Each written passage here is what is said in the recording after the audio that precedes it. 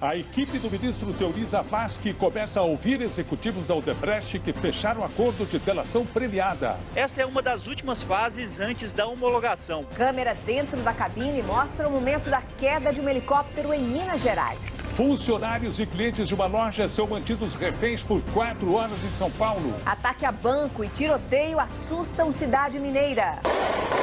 Ataque terrorista em hotel deixa pelo menos 20 mortos na Somália.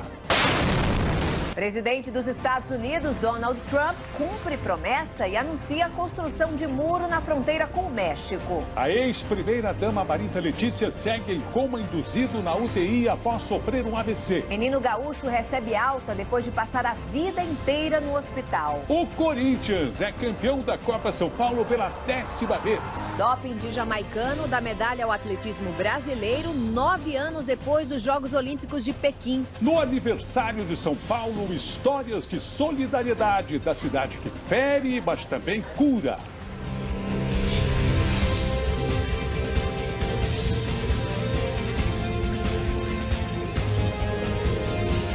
Está no ar o SBT Brasil, com Carlos Nascimento e Raquel Sherazade.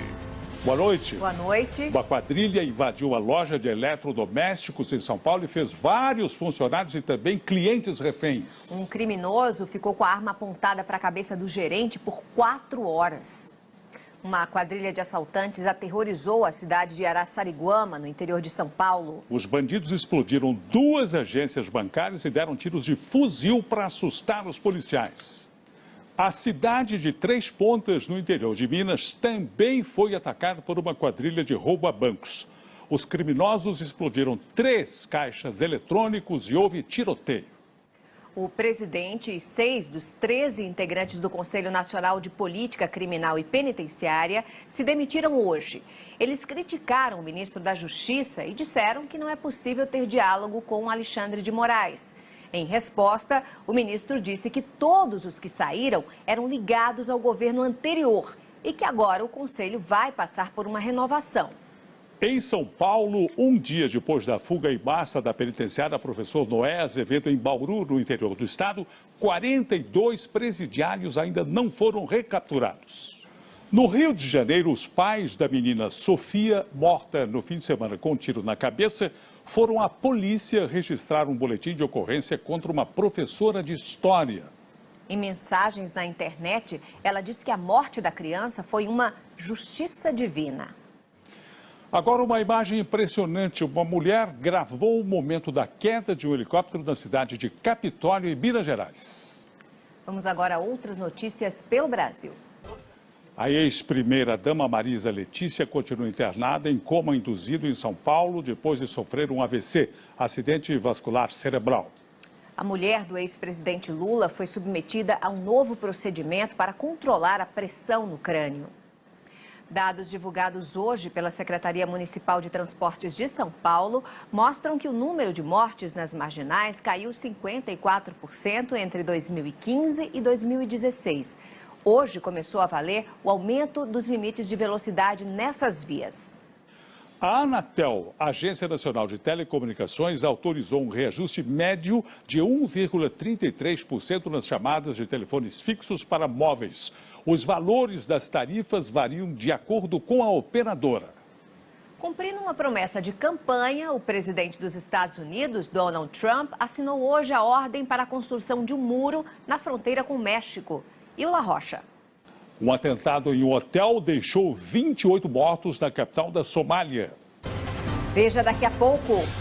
Assédio e ofensas em aplicativo de mensagens podem terminar na justiça.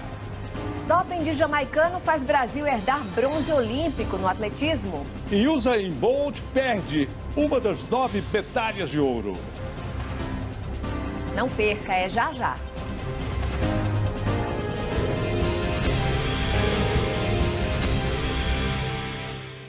Assédio, ofensa ou mesmo desrespeito em mensagens de grupos em aplicativos podem resultar em processo e condenação pela justiça. Esse comportamento criminoso é mais comum do que a gente imagina. Os destroços do avião que caiu em Paraty com o ministro Teori Zavascki já estão no Centro de Prevenção de Acidentes Aéreos no Rio, onde serão analisados. Em Brasília, ainda não há definição sobre o novo relator dos processos da Lava Jato. Vamos agora ao vivo a Brasília com Kennedy Alencar. Kennedy, boa noite. A presidente do Supremo Tribunal Federal, ministra Carmen Lúcia, ela tem discutido a homologação das delações da Odebrecht e também a escolha de um novo relator para a Lava Jato. Como é que andam essas articulações? Obrigada, Kennedy. A Odebrecht fechou acordo para pagar pelo menos 7 bilhões e 700 milhões de reais pelo prejuízo causado com o esquema de pagamento de propinas a funcionários públicos em 7 países. E o governo do Peru expulsou a construtora do país. Veja em instantes, Corinthians é campeão da Copa São Paulo. Doping de jamaicano faz Brasil ficar com bronze olímpico no atletismo. Você vai ver já já.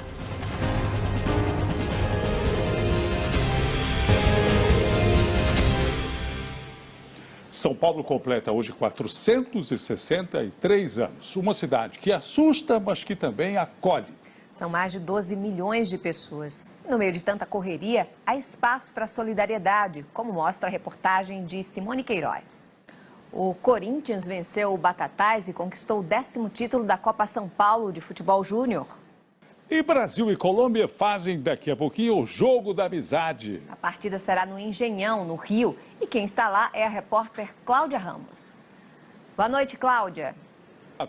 Quase 9 anos depois da Olimpíada de Pequim, a equipe brasileira do revezamento 4 por 100 metros masculino deve herdar a medalha de bronze. O doping do jamaicano Nesta Carter vai mudar o pódio e tirar um dos 9 ouros da carreira de Usain Bolt. Um menino gaúcho de 9 anos que vive no hospital desde que nasceu foi para casa hoje. A família conseguiu na justiça fazer com que o Estado e a Prefeitura paguem pelo tratamento domiciliar. Há 90 anos nascia Antônio Carlos Brasileiro de Almeida Jobim, ou simplesmente Tom Jobim. O maestro, compositor e arranjador foi um dos criadores da bossa nova, ritmo brasileiro que conquistou o mundo. O SBT Brasil termina com mais uma homenagem a São Paulo e também ao maestro Tom Jobim. Boa noite. Boa noite, Brasil. Tchau.